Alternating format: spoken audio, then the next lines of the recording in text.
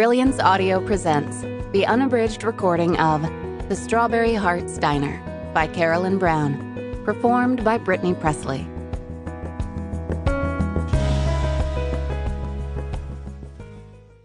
Chapter 1. Luck, whether good or bad, always came in threes. Vicki Rollins was 17 years old the year that her godmother, Nettie, divorced her worthless, cheating husband in May.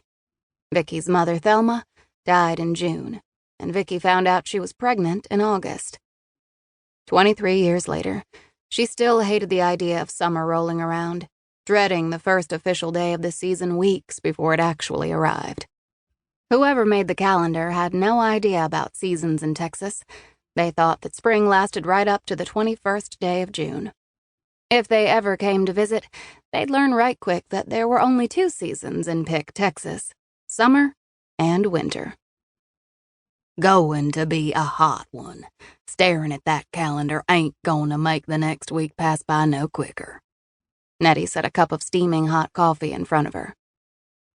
It's still over a month until the first real day of summer, and the bad luck has already started, Vicki muttered. I wish you'd get over that crap. Nettie cut and laid out biscuits on a cookie sheet. Instead of worrying about luck, think about Emily coming home in a week. We'll have some help then. Vicki turned away from the feed store calendar hanging on the wall beside the door out into the dining seating area. We really need 2 waitresses. Maybe one will drop out of the sky today. Nettie laughed at her own joke. That will happen when pigs fly north for the hot summer months, Vicki smiled. For more than 2 decades, Nettie had been her surrogate mother, best friend, business partner, and roommate all rolled into one. A tall, raw-boned woman with a round face and short gray hair, Nettie had a backbone of steel and a heart of gold. At 70, she swore that when it was her time to step from earth into heaven, it would be at the end of a 14-hour shift right there in the Strawberry Hearts Diner. Thinking about her daughter, Emily, coming home in a few days lightened Vicki's heart. Maybe this summer would be 3 months of nothing but working with Emily and enjoying evenings on the porch swing. No bad luck, no good luck, just a peaceful summer with her daughter and lots of good times. Quit your frettin'. It's gonna be a good luck year. I can feel it in my bones. Nettie cut out 2 dozen biscuits and placed them evenly on a cookie sheet. Do your bones ever lie to you? Vicki asked. Haven't yet, Nettie said. Go open up for business. I'll be glad when Emily gets here on Friday. Me too. Vicki flipped a switch, turning on the lights that flashed breakfast, lunch, dinner at the top of 3 of the windows.